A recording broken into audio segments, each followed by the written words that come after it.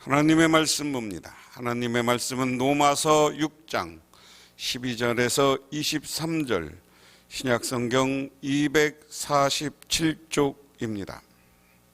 그러므로 너희는 죄가 너희 죽을 몸을 지배하지 못하게 하여 몸의 사욕에 순종하지 말고 또한 너희 지체를 불의의 무기로 죄에게 내주지 말고 오직 너희 자신을 죽은 자 가운데서 다시 살아난 자 같이 하나님께 드리며 너희 지체를 의의 무기로 하나님께 드리라. 제가 너희를 주장하지 못하라니 이는 너희가 법 아래 있지 아니하고 은혜 아래 있음이라. 그런즉 어찌하리요? 우리가 법 아래 있지 아니하고 은혜 아래 있으니 죄를 지으리요? 그럴 수 없느니라. 너희 자신을 종으로 내주어 누구에게 순종하든지 그 순종함을 받는 자의 종이 되는 줄을 너희가 알지 못하느냐? 혹은 죄의 종으로 사망에 이르고 혹은 순종의 종으로 의에 이르느니라. 하나님께 감사하리로다. 너희가 본래 죄의 종이더니 너희에게 전하여 준 바 교훈의 본을 마음으로 순종하여 죄로부터 해방되어 의에게 종이 되었느니라. 너희 육신이 연약함으로 내가 사람의 예대로 말하노니 전에 너희가 너희의 지체를 부정과 불법에 내주어 불법이 이른 것 같이 이제는 너희 지체를 의에게 종으로 내주어 거룩함에 이르리라. 너희가 죄의 종이 되었을 때에는 의에 대하여 자유로웠으나 너희가 그때 무슨 열매를 얻었느냐? 이제는 너희가 그 일을 부끄러워하나. 21절 다시 너희가 그때 무슨 열매를 얻었느냐? 이제는 너희가 그 일을 부끄러워하나니 이는 그 마지막이 사망이니라. 그러나 너희는 너희가 죄로부터 해방되고 하나님께 종이 되어 거룩함에 이르는 열매를 맺으니 마지막은 영생이라. 죄에 쌌은 사망이요 하나님의 은사는 그리스도 예수 우리 주 안에 있는 영생이니라. 아멘. 바울은 우리가 율법이 아닌 은혜 아래 있다면 아무리 죄를 지어도 괜찮은가 하는 질문으로 이 일을 제기합니다. 그런 면에서 오늘 말씀의 요지는 이것입니다. 우리가 전에는 율법 아래 있는 죄의 종이었지만 이제는 은혜 아래 있는 의의 종이다. 따라서 우리의 지체를 죄에 내어주어 사망에 이르게 하지 말고 하나님께 드려서 영광에 이르러야 한다. 오늘 설교 제목을 나를 하나님께 드리자 이렇게 이야기했습니다. 다시 나 자신, 내가 어디에 속해 있느냐? 우리가 죄의 지배를 받느냐 아니면 의의 지배를 받느냐에 따라서 나의 운명이 다르다 하는 겁니다. 내가 죄의 지배를 받으면 나는 죄인이 되고요. 죄의 지배를 받으면 이쪽은 죄인이 되는 겁니다.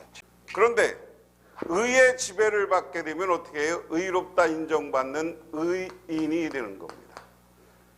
그래서 내가 어디에 속할 것이냐? 죄인의 자리에 있을 것이냐? 의인의 자리에 있을 것이냐?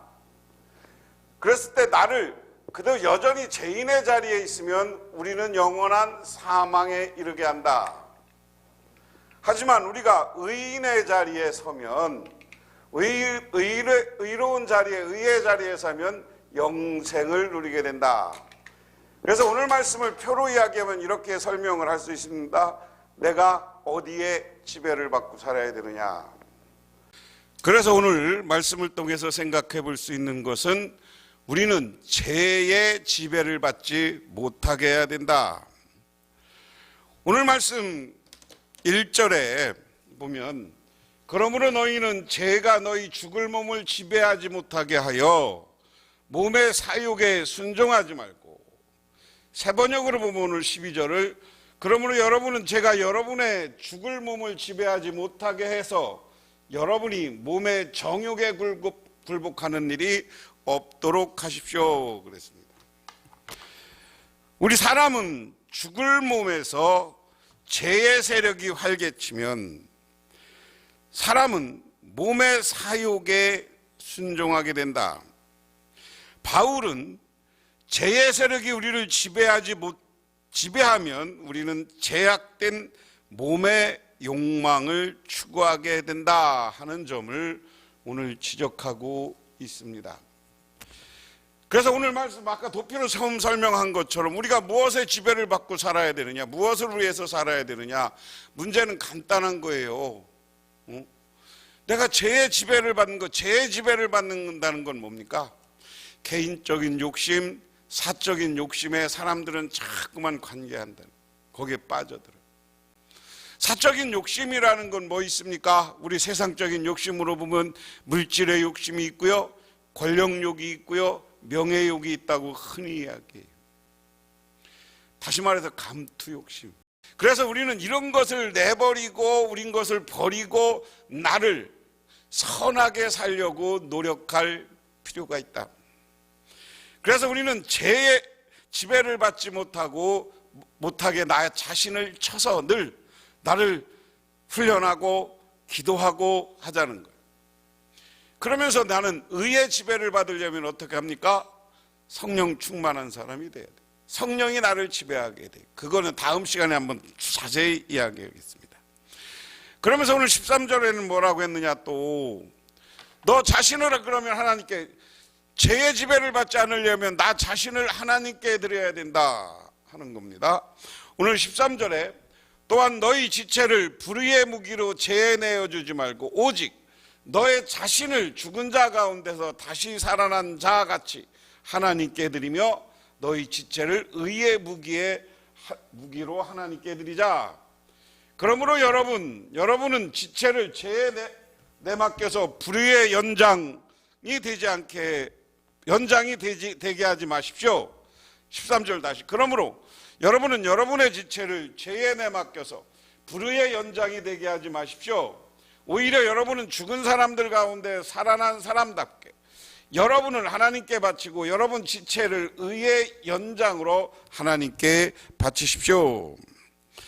바울은 우리의 지체를 죄에게 불의의 무기로 내어주지 말고 하나님께서 의의 무기로 드리라. 우리 지체는 죄의 손에서는 불의의 무기가 되고 하나님의 손에서는 의의 무기가 된다. 바울은 여기서 같은 의미의 권고를 표현합니다. 그래서 너희 자신을 죽은 자 가운데서 다시 살아난 자 같이 하나님께 드리라는 것이다. 이것을 헬라어로 이야기하면 호세, 이크, 네크론 존티스입니다. 죽은 자 가운데서 다시 살아난 자 같이라는 직역이 있고요. 이것을 의역을 하면 죽은 자들로부터 다시 살아난 사람으로서라고 번역하는 것이 적절합니다. 왜냐하면 영적으로 죽었던 우리는 실제로 그리스도를 통해 새로운 생명을 얻었기 때문에 우리 성도들은 마치 새로운 생명을 얻은 사람처럼 사는 것이 아니라 실제로 새로운 생명을 얻은 사람으로서 산다 하는 겁니다. 이것은 미묘한 것 같지만 결정적인 차이가 있다. 새로운 생명을 얻은 사람처럼이라는 것은 그냥 누구처럼 따라한다는 거예요. 근데 나는 생명을 얻은 사람으로 살라. 지난 시간에 내가 자부심, 자긍심, 나에 대한 자존감 이런 얘기를 했어요. 그래서 예수 믿는 사람은 나 자신에 대한 자존감, 나는 새롭게 살아난 사람. 과거에는 죄인이었지만 예수 믿고 나는 새롭게 살아났어요. 믿으십니까? 그렇게 새롭게 살아난 사람들은 나를 죄의 무기, 악한 사탄의 무기가 되면 안 돼. 하나님의 무기가 돼야 돼. 다시 말해서 하나님의 일을 적극적으로 해야 되는 사람이고 세상에 사탄이 하는 욕심, 돈, 물욕, 권력욕, 감투욕, 명예욕, 지식욕 이런 거에 빠져서 다른 것을 바라보지 못하면 안 돼요. 그래서 하나님만 바라보시기를 바랍니다. 그래서 하나님만 바라보고 하나님이 나를 사용할 때 나는 하나님의 일을 하면서 살아야 돼요. 우리나라가 여러분이 이렇게 예수를 편하게 믿을 수 있는 것은 우리에게 복음을 전해준 엄청난 선교사들이 있어요. 그 선교사분들이 우리나라에 와서 우리나라의 역사 근 150년 역사를 하면서 6대 7대째 한국인으로 살아가면서 한국에 오셔서 우리에게 복음을 전하고 자기들을 희생하고 자기 가족을 희생했기 때문에 우리에게는 놀라운 오늘 이렇게 마음껏 예수 믿고 감사할 수 있는 줄 믿으시기 바랍니다. 그래서 우리는 죄의 재배에서 벗어나야 된다. 그 다음에 14절에 보면 죄가 지배하지 못한다. 죄를 지배하지 못한다. 아니죠. 세 번째, 죄는 지배하지 못한다 하는 겁니다. 오늘 말씀도 보면 제가 너희를 주장하지 못하리니 너는 너희가 법 아래 있지 아니하고 은혜 아래 있음이라. 여러분은 율법에 있지 않고 은혜 아래 있기 때문에 죄가 여러분을 다스릴 수 없을 것입니다. 성도는 바울의 권면처럼 자신의 지체가 죄가 아니라 하나님께 드릴 수 있습니다. 왜냐하면 이제는 죄가 성도를 제어하지 못하기 때문입니다. 누군가 여전히 죄의 지배하에 있다면 그 사람은 죄에 맞서 싸울 수 없을 것입니다. 그러나 성도는 죄의 영역에서 벗어났기 때문에 이제는 얼마든지 죄에 맞서 싸울 수 있습니다. 그것으로 바울은 성도가 율법 아래 있지 않고 은혜 아래 있다고 선언합니다. 죄는 뭐냐? 아담으로부터 온다. 아담은 뭐냐? 불순종이다. 우리 성경 속의 역사를 보면 불순종의 역사가 얼마나 많습니까? 모세가 이스라엘 백성들을 광야로 내리고 왔어요. 그리고 나서 성막을 짓고 하나님으로부터 십계명을 받고 가데스 바네아에 가서 12명의 정탐꾼을 보냅니다. 12명의 정탐꾼을 보냈을 때 2명은 여호수아와 갈렙은 하나님이 함께하면 쟤들은 우리 밥입니다. 그런데 어떻게 해요? 10명의 정탐꾼이 저 사람들은 거인이고 우리는 메뚜기 같다. 이게 자긍심에 내가 별 볼 일 없다고 생각하는 큰일을 못해. 그러니까 그 사람들이 들어서 모세를 쳐 죽이려고 합니다. 광야에서 이스라엘 백성, 광야에서 백성들. 사사시대 보면 어떻습니까? 매번 불순종하다가 나라를 잃어버리고 고난하잖아요. 왕조 시대에서는 누구예요? 사울왕, 그리고 북왕국. 이것이 다 불순종하는 결과예요. 그러면 신약시대는 누굽니까? 신약시대는 누가 불순종해요? 이스라엘 백성들이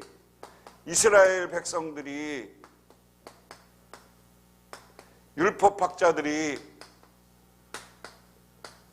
지금 예수를 메시아가 오셨음에도 불구하고 예수를 못 박는 거 아니에요. 이게 불순종이에요.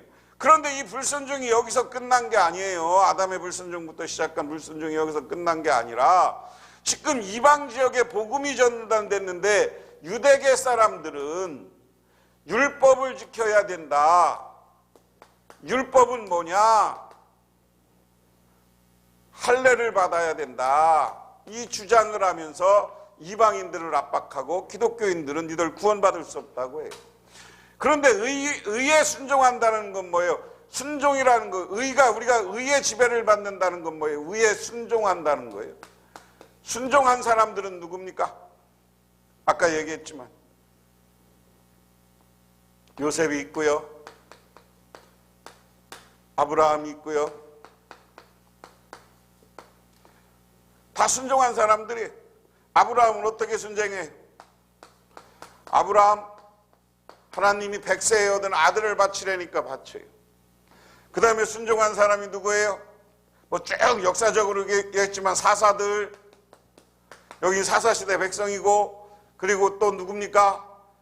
다윗왕.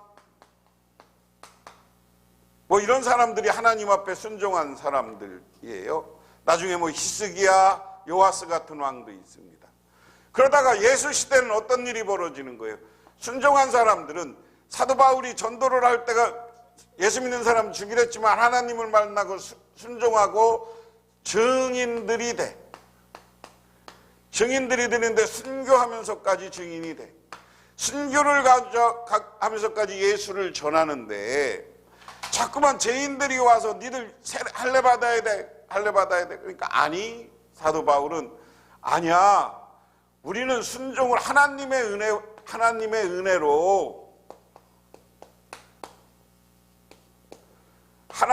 은혜로 우리는 죄를 용서받았어. 그러니까 우리는 세례만 받으면 돼 이야기예요. 그래서 이걸 우리가 이 구도를 지난 시간부터 얘기한 이 구도를 우리가 잘 이해하셔야 될 줄 믿으시기 바랍니다.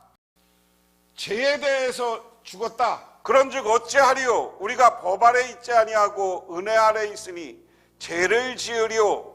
그럴 수 없느니라.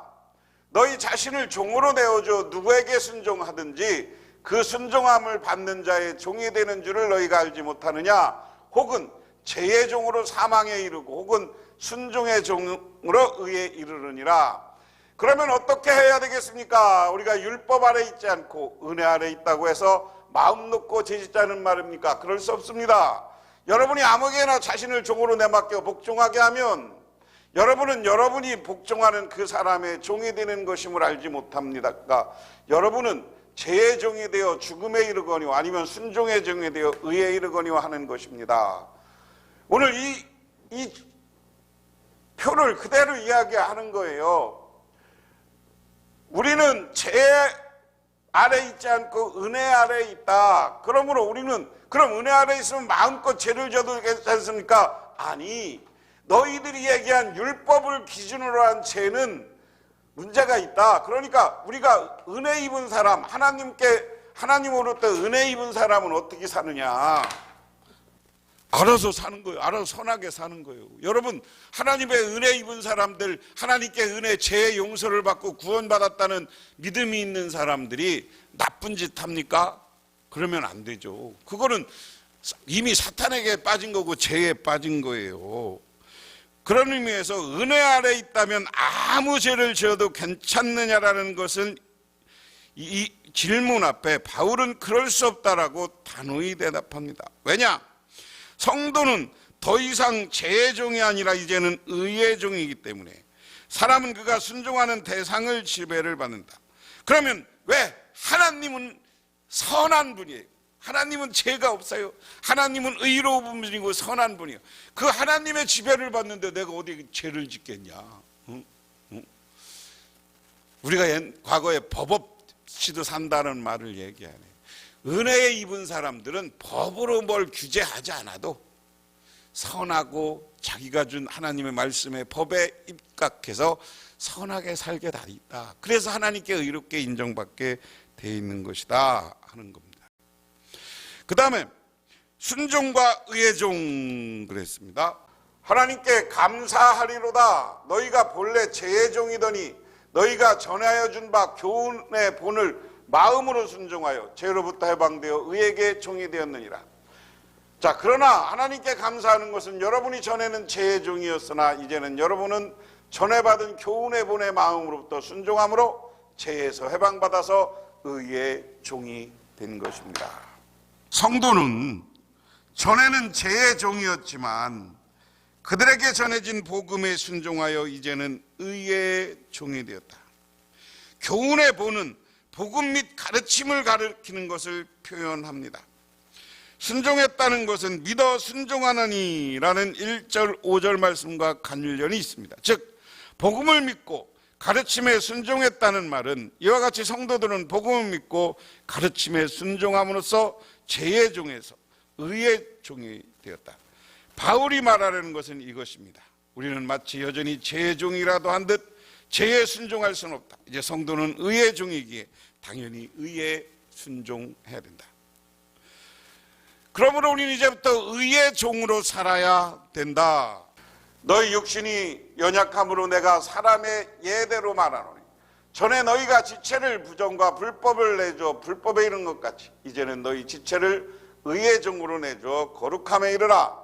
너희가 죄의 종이 되었을 때는 의에 대하여 자유로웠느니라. 세 번역으로 보면 여러분 이해력이 미약함으로 내가 사람의 방식으로 말하겠습니다. 여러분은 전에는 자기의 지체를 더러움과 불법의 종으로 내맡겨서 불법 아래 빠져 있지만 이제 여러분은 지체를 의의 종으로 바쳐서 거룩함에 이르도록 하십시오. 여러분이 죄의 종일 때에는 의에 얽매이지 않습니다. 이전에 지체를 부정과 불법에 내줘서 불법에 이르렀다면 이제는 의에 내줘 거룩함에 이르러야 한다. 우리가 죄의 종이었을 때는 의에 대해서 자유로웠다. 죄와 의는 서로 아무런 관련이 없습니다. 이들은 서로 배타적입니다. 따라서 죄의 종은 의와 아무런 관련도 없는, 역으로 의의 종은 죄와 아무런 관련도 없습니다. 바울이 말하는 것은 그런데 어떻게 의의 종이 죄의 종처럼 죄에 순종할 수 있는가? 우리가 의인이 되면 성령이 와서 우리를 선한 곳으로 이끌어가요. 근데 성령을 잃어버리면 교회 안에서도 나쁜 짓 하고 죄에 빠지는 사람이 있습니다. 하지만 우리는 이미 오늘 초대교회 순교를 당할 위협 속에서 신앙생활하는 이들은 선하고요. 어디 가서 윤리적으로도 똑바로 해야 됐어요. 기독교인은, 그리스도인들은 그리스도를 믿고 그 사이에 모범적인 사람들이 됐다. 우리가 죄에 머물러 있으면, 죄의 지배를 받으면 나는 어떻게 돼요? 사망에 이르는다. 죄인이 돼서 사망에 이르러. 그렇지만 우리는 여기서 선을 딱 그어야 되는 거예요. 나 자신은 이제 나를 하나님께 드려. 하나님께 드리고 나서 하나님의 의에 순종해. 하나님의 의에 순종하고 나니까 나는 의롭다 인정받아요. 이게 칭의라는 표현을 여러분 보수적인 신앙인들은 많이 써요. 나는 의인을 쓴다고 그랬어요. 그런데 의로운 사람들이 되면, 의의 지배를 받으면 우리는 선하게 의롭게 살게 돼 있다. 그러면 우리는 하나님의 은혜를 따르기 위해서는 우리에게는 영생이라는 것이 주어진다. 이게 우리 이 원리예요. 그러므로 이 시간 우리는 이 죄는 없애고 이제부터 나는 이 의의 길, 하나님께 순종하는 길을 걸어가시기를 바랍니다. 그러면서도 보면 죄의 삭은 사망이요 하나님의 은사는 그리스도 예수 안에 있는 영생이니라. 죄의 삭은 죽음이요 하나님의 선물은 우리 주 예수 그리스도 안에 있는 영원한 생명입니다. 오늘 이 말씀처럼 여러분들, 우리는 지금 어느 자리에 있어야 되느냐? 죄의 자리가 아니라 예수 그리스도 안에서 하나님이 주신 선물을 따라 살아가시기를 바랍니다. 그렇게 되면 우리는 하나님으로부터 용서받고 이제 영원한 생명에 이르고 영생에 이르게 되는 줄 믿으시기 바랍니다. 의롭고 거룩한 사람이 되어서 영생을 누리는 기쁨의 삶을 사시기를 주님의 이름으로 축원합니다. 하나님 고맙습니다. 이 시간 아버지 하나님의 은혜를 기억합니다. 우리들은 하나님의 은혜 앞에 선한 사람들이 되게 하옵소서.